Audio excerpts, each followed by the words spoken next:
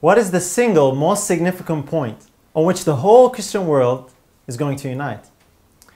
Like many of you, I recently watched with great interest the latest prophetic development in the invitation of the Pope to the evangelicals for unity and harmony.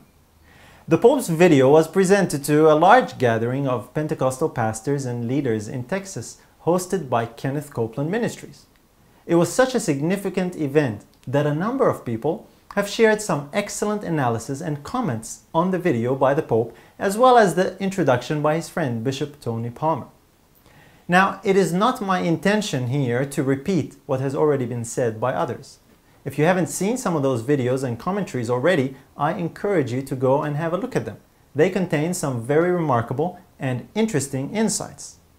There is one particular aspect, though, that no one seems to have mentioned. It is one point that serves as the basis for all the efforts of unity that Rome is undertaking. I was hoping that someone might pick up on this significant point and comment on it, but it seems to have gone by unnoticed. So I would like to briefly bring it to your attention in this video. Have a look at this short clip by Tony Palmer. It's his follow-up video, and see if you can notice anything interesting in it. Hello, I'm Tony Palmer. I am the Abbot Bishop of the Order of the Ark Community. This symbol is called the Triquetra, and it is used to represent the Trinity, or the Triune God. It is a very ancient symbol that actually comes all the way from Babylon.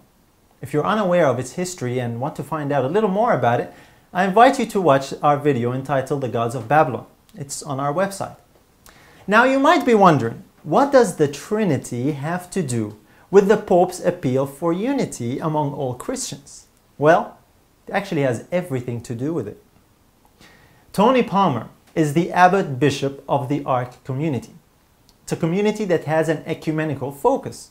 As a matter of fact, the Catholic Church decided to utilize his help to enhance the ecumenical process of unity with other churches. He says it in his own words. We were called, my wife and I, from South Africa in 2003 by the Roman Catholic Church as non-Roman Catholic ministers to move to Europe and minister through the Catholic, charismatic and evangelical renewal movements.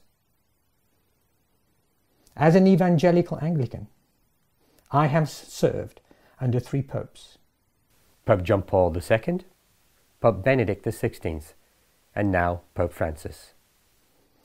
Pope Francis and I have made covenant to work together for the visible unity of Christians. He asked me and consecrated me to be a bridge for the promotion of Christian unity.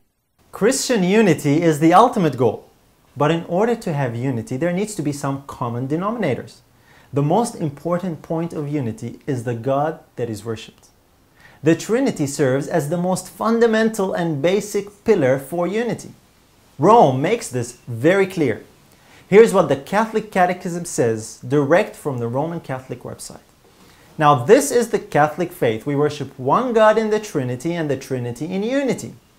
The faith of all Christians rests on the Trinity. This is the most central and fundamental doctrine of the Roman Catholic Church. Unity with any other Christian group is only subject to their belief in the same God. And the purpose of unity is to give homage to this triune God. The previous Pope, Benedict XVI, made this fact abundantly clear. Listen to what he says. The Church is Catholic from its first moment. Its universality is not the fruit of the subsequent inclusion of different communities. The Pope said this at the Mass of the Solemnity of Pentecost, celebrated this morning in the Basilica of St. Peter. From the first instant, in fact, the Holy Spirit created it as the Church of all people. It embraces the whole world, transcends all boundaries of race, class, and nation, beats down all barriers, and unites men in the confession of the triune God. Did you catch that? The ultimate ecumenical goal of uniting all men is to confess the triune God. Everyone will come together and worship the same God, the God that Rome worships. It's called the Trinity. It was on this same basis that the Catholic Church decided recently to recognize the baptisms of Protestant churches. It was a monumental occasion for ecumenical relations between Catholics and Protestants. The only condition, of course, was the Trinity. And so the current Pope Francis has been true to this ecumenical mission of unity. This is how he recently expressed it to a large audience. He also calls for Christian unity. Ma noi dobbiamo pregare fra noi cattolici e anche con I cristiani. Pregare perché il Signore ci dia l'unità fra noi. It's through the inspiration of the Holy Spirit, he said, that unity is possible. Non andiamo sulla strada delle divisioni, delle lotte fra noi. No, tutti uniti con le nostre differenze, ma uniti sempre, che quella è la strada di Gesù. Unity is the goal. This is the target of the ecumenical movement. Pope Francis is well aware of where all this unity is heading. The question is, do you see where it's all going?